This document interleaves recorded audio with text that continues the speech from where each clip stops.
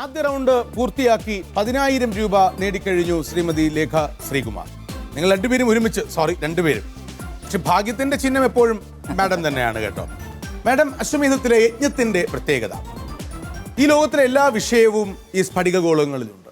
അതിൽ നിന്ന് നിങ്ങൾ എടുക്കുന്ന വിഷയം ചിലപ്പോൾ രാഷ്ട്രീയമാകാം, ചിലപ്പോൾ ചരിത്രമാകാം, ചിലപ്പോൾ സാഹിത്യമാകാം, എന്താമാകാം, എന്നെ കാണിക്കേണ്ട, അത് എന്നെ അറിയിക്കുകയും വേണ്ട. ആ വിഷയവുമായി ബന്ധപ്പെട്ട ഒരാളിൻ്റെ പേരാണ് വിചാരിക്കേണ്ടത്. ആ വ്യക്തിയുടെ പേര് ശ്രീമതി ഭാഗ്യലക്ഷ്മി അംഗീകരിക്കുകയും ആ വ്യക്തിയെക്കുറിച്ചുള്ള എൻ്റെ ചോദ്യങ്ങൾക്ക് കമ്പ്യൂട്ടർ സഹായം ഉറപ്പുവരുത്താൻ നിമ്മി അരുൺഗോപൻ തയ്യാറാവുകയും ചെയ്താൽ നമുക്കപ്പോൾ ആരംഭിക്കാം അടുത്ത മേഖല, യജ്ഞം.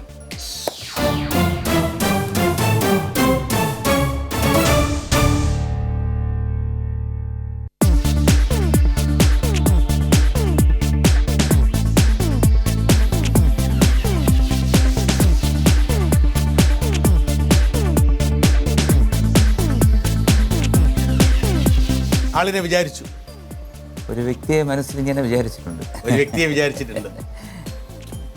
ആ വ്യക്തിയുടെ പേര് ശ്രീമതി ഭാഗ്യലക്ഷ്മി അംഗീകരിക്കുന്നു. ആ വ്യക്തിയെ അംഗീകരിക്കാനുള്ള ഒരു പ്രധാന കാരണം ഹോട്ട് സീറ്റിൽ ശ്രീകുട്ടൻ ഇരിക്കുന്നത് കൊണ്ട് മാത്രം ആ വ്യക്തിയെ ഞാൻ അംഗീകരിക്കും. ഇല്ലെങ്കിൽ അംഗീകരിക്കില്ല. ചോദ്യങ്ങളിൽ അവർക്ക് ഉത്തരം പറയാൻ സഹായിക്കാൻ നിമ്മി തയ്യാറാണ്. ഹോട്ട് സീറ്റിൽ MG സർ ഇരിക്കുന്നത് കൊണ്ട് തയ്യാറാണ്. എന്നും എനിക്ക് ഇവിടെ ഇരിക്കാൻ അവസരം കിട്ടട്ടെ. സോ നമുക്ക് ആരംഭിക്കാം. നിങ്ങൾ വിചാരിച്ച ആ വ്യക്തി ഒരു പുരുഷൻ? അതെ. ജീവിച്ചിരിപ്പുണ്ട്? ഇല്ല. സാധാരണഗതിയിലാണോ മരിച്ചത്? അതെ. 1950 ശേഷം മരണം? അല്ല. അതിനു മുൻപ് മരിച്ചു. 1900 ശേഷം മരണം? അതെ. രാഷ്ട്രീയം, കല, സാഹിത്യം ഇതിലൊന്നാണോ അദ്ദേഹത്തിന്റെ മേഖല? അതെ. രാഷ്ട്രീയം? അല്ല.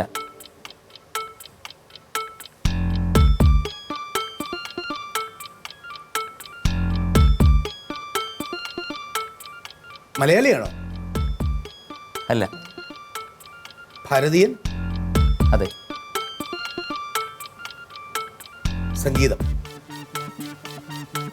അതെ. 10 ചോദ്യങ്ങൾ കഴിഞ്ഞു. പണ്ട് 21 ചോദ്യങ്ങളാണ് എനിക്കുണ്ടായിരുന്നത്. ഇപ്പോഴതില്ല. എനിക്ക് 18 ചോദ്യങ്ങളെ ചോദിക്കാവൂ ഈ റൗണ്ടിൽ. ചോദ്യങ്ങളുടെ എണ്ണം കുറവാണ്. മത്സരാർത്ഥിക്ക് കമ്പ്യൂട്ടർ കൊടുത്തു, എനിക്ക് ചോദ്യങ്ങളുടെ എണ്ണം കുറച്ചു. അങ്ങനെ എന്നെ ഒരു വെല്ലുവിളിയുടെ നടുക്കാണ് നിർത്തിയിരിക്കുന്നത്. പണിയായി. എന്തായാലും ഒരു കാര്യം ചെയ്യാം, ഒരു 2 വരി പാടുമെങ്കിൽ ഈ പണിക്ക് എനിക്ക് കുറച്ചുകൂടി അനായാസത വരും. സ്വാമിനാഥ പരിപാലയാ സ്വാമിനാഥ പരിപാലയാ സ്വാമിനാഥ പരിപാലയാ സ്വത്പ്രകാശ മല്ലീശ ഗുരുഗുഗദേവസേനേശ സ്വാമിനാഥ പരിപാലയാ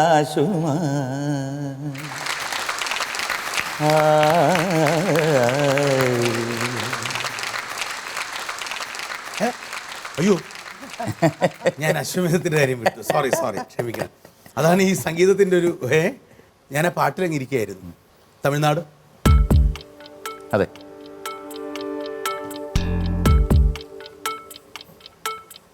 ആയിരത്തി 1950 മധ്യേ മരിച്ച തമിഴ്നാടുകാരനായ സംഗീത ലോകവുമായി ബന്ധപ്പെട്ട വ്യക്തിയാണ് താങ്കളുടെ മനസ്സിൽ. സംഗീതം സാധാരണ അശ്വമേധത്തിന്റെ നിയമം അനുസരിച്ച് സംഗീതവും സിനിമയും WWF റെസ്ലിംഗും ഇല്ല.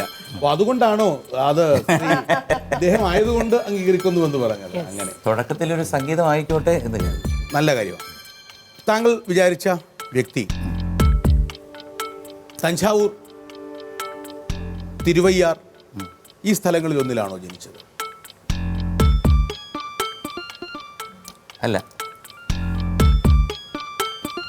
1925 ശേഷം മരണം? അതെ. So between 25 ആണ്. 1925-നും 50-നും ഇടയ്ക്കാണ് അദ്ദേഹം മരിച്ചത്. നമ്പർ 14, അദ്ദേഹത്തിൻ്റെ പേരിനോടൊപ്പം ഒരു വിശേഷണം കൂടിയുണ്ടോ? സമുദായ നാമമോ, അയ്യരെന്നും ശാസ്ത്രിയെന്നും ഒക്കെ പറയുന്നത് പോലെ ഒരു വിശേഷണം. ഭാഗവതർ എന്നുള്ളതും വിശേഷണമാണ്. ആ അത്തരത്തിലൊരു വിശേഷണമുണ്ടോ? ഉണ്ട്. 15-ാമത്തെ ചോദ്യം, അദ്ദേഹം തിരുവിതാംകൂർ സന്ദർശിച്ചിട്ടുണ്ടോ? കേരളത്തിൽ വന്നിട്ടുണ്ടോ? ഉണ്ട്.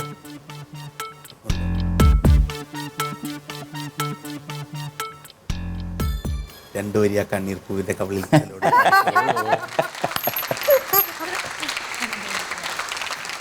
കണ്ണീർ പൂവിൻ്റെ കവിളിൽ തലോടി ഈണം മുഴങ്ങും പഴം പാട്ടിൽ മുങ്ങി മറുവാക്കു കേൾക്കാൻ കാത്തു നിൽക്കാതെ പൂത്തുമ്പി എന്തേ മറഞ്ഞു, എന്തേ ഉള്ളോർ കുടം പോലും തേങ്ങി. ഞാൻ നന്നായിട്ട് പാട്ട് പാടും. പാടുമല്ലേ? എനിക്ക് കണ്ടപ്പോഴേ തോന്നി. അല്ല, ഞാനൊരു പർപ്പസ്ഫുൾ സിംഗറാണ്. ശ്രീകുട്ട ഒന്ന് പാടാൻ പറയൂ. അല്ല അല്ല, ഒരു പാട്ട് അങ്ങനെ പാട്ടൊന്നും പാടില്ല, അങ്ങനെയൊന്നും പാടാൻ ഞാനില്ല. എന്താ? എല്ലാവർക്കും അറിയാം GS പ്രദീപിന് പാടാൻ ഒരുവിധം തെറ്റില്ലാതെ പാടും. എന്നെപ്പോലെ പാടാൻ പറ്റില്ല. അതുപോലെ തന്നെ എനിക്ക് GS പ്രദീപ് ആകാൻ പറ്റില്ല. എനിക്ക് അത്ര നോളജ് ഇല്ല. അതുകൊണ്ട് ഞാൻ ഒരു വരി പാടാൻ എൻ്റെ ഒരു ആഗ്രഹമാണ്. അത് ലളിതമായിട്ട് അത് റിപ്പീറ്റ് ചെയ്താൽ മതി. മാണിക്യ വീണയുമായൻ. ബാക്കി കൂടി പാടും. അല്ല, എന്നിട്ട് ഞാൻ റിപ്പീറ്റ് ചെയ്യും തീർച്ചയായും.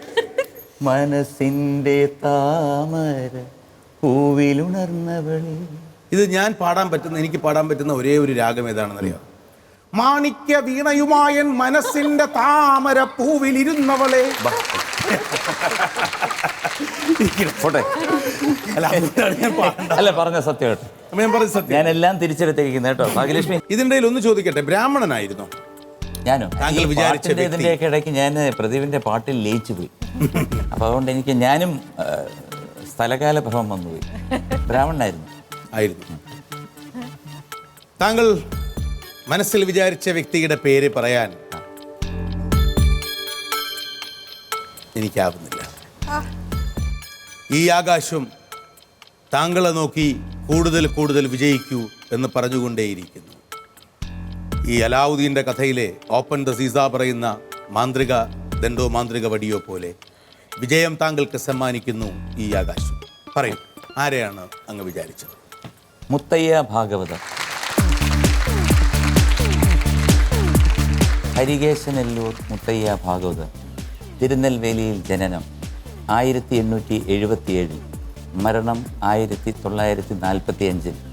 1939 അദ്ദേഹം ഇവിടെ സ്വാതി തിരുനാൾ മ്യൂസിക് കോളേജിൻ്റെ പ്രിൻസിപ്പലായിരുന്നു. അദ്ദേഹം സംഗീത പഠനം ഉണ്ടായിരുന്നത് മ്യൂസിക് അക്കാഡമി മദ്രാസിലും അതുപോലെ തന്നെ ട്രിവാൻഡ്രം യൂണിവേഴ്സിറ്റി കോളേജിലും വന്നിട്ടുണ്ട്. ഏകദേശം 400-ൽ പരം കൃതികൾ എഴുതിയിട്ടുണ്ട്.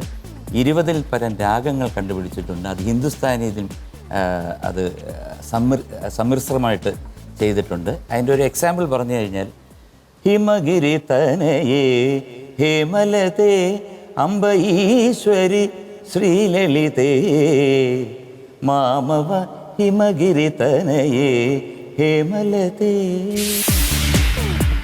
ഹരികേശനെല്ലൂർ മുത്തയ്യ ഭാഗവതർ തമിഴ്നാട്ടിലെ തിരുനെൽവേലി ജില്ലയിൽ ജനിച്ചു. 20-ാം നൂറ്റാണ്ടിൽ ജീവിച്ച പ്രഗത്ഭരായ കർണാട്ടിക് സംഗീതജ്ഞരിൽ മുൻനിരയിൽ നിൽക്കുന്ന ആൾ. 20ഓളം രാഗങ്ങൾക്ക് ജന്മം നൽകിയിട്ടുണ്ട്. തിരുവാരൂരിലെ പാണ്ടിനാട് മണ്ഡപ സാംബശിവ അയ്യർ ഗുരുവായിരുന്നു.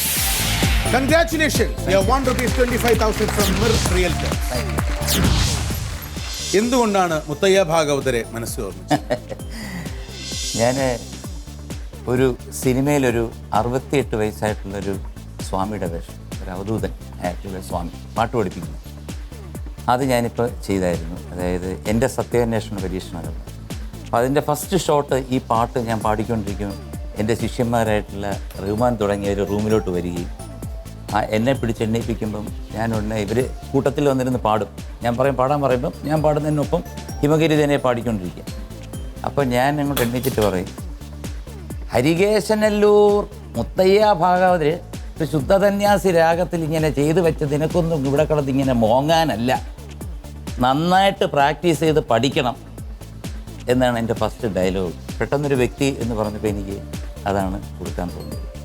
ഹരികേശനല്ലൂർ മുത്തയ്യ ഭാഗവതരെ മനസ്സിലോർമ്മിച്ച് യജ്ഞത്തിന്റെ ആദ്യ റൗണ്ടിൽ 25,000 രൂപയുടെ ക്യാഷ് അവാർഡ് നേടി രണ്ടാം റൗണ്ടിലേക്ക് പ്രവേശിക്കുന്നു ശ്രീ MG ശ്രീകുമാറും അദ്ദേഹത്തിന്റെ ഭാര്യ ശ്രീമതി ലേഖ ശ്രീകുമാർ.